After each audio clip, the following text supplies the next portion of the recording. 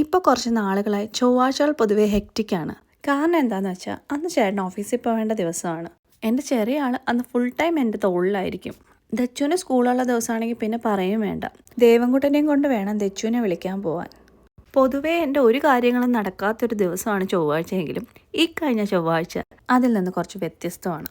ചിലപ്പോൾ ഞാൻ എന്നെന്നും ഓർത്തിരിക്കുന്ന ഒരു ചൊവ്വാഴ്ചയായിരിക്കും ഇന്നലെ കഴിഞ്ഞു പോയത്. എംപ്ലോയീസിൻ്റെ കുട്ടികൾക്ക് വേണ്ടിയിട്ട് ഒരു ഇവൻ്റ് ഓർഗനൈസ് ചെയ്തിട്ടുണ്ടായിരുന്നു സെഫോറ. ഞങ്ങൾക്ക് പരിചയമുള്ള 2 ഫാമിലി കൂടിയുണ്ട്. അപ്പോൾ അമ്മമാർക്കിടയിൽ ഒരു ഡിസ്കഷൻ വന്നു.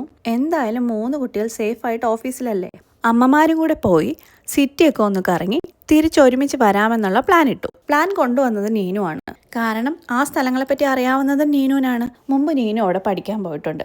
ആ സമയത്ത് ഞാൻ വെറുതെ ചോദിക്കുമായിരുന്നു എന്നെയും കൂടെ ഒന്ന് കൊണ്ടുപോകുമെന്ന്. അന്ന് തമാശയ്ക്ക് ചോദിച്ചതാണെങ്കിലും ഇന്ന് കളി കാര്യമായി. അപ്പോൾ ഈ ദിവസം ഒന്ന് ഡോക്യുമെൻ്റ് ചെയ്തില്ലെങ്കിൽ അത് മോശമല്ലേ.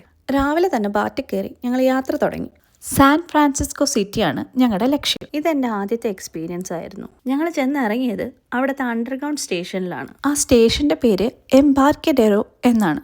സ്ട്രോളർ ഉള്ളത് കൊണ്ട് ഞങ്ങൾ ലിഫ്റ്റിൽ കയറി മുകളിലെത്തി. അതിനുശേഷം ഞങ്ങൾ അടുത്ത ഗ്രൂപ്പിനെ തിരക്കി നടക്കാൻ തുടങ്ങി. സത്യം പറഞ്ഞാൽ ഈ കെട്ടിടങ്ങളുടെയൊക്കെ വലിപ്പം ഫോണിലെടുത്താൽ കിട്ടുന്നതല്ല. സഞ്ചാരം ലൈനിൽ പറയുകയാണെങ്കിൽ അമ്പരചുംബികളുടെ സംസ്ഥാന സമ്മേളനം തന്നെ അവിടെ ഉണ്ട്.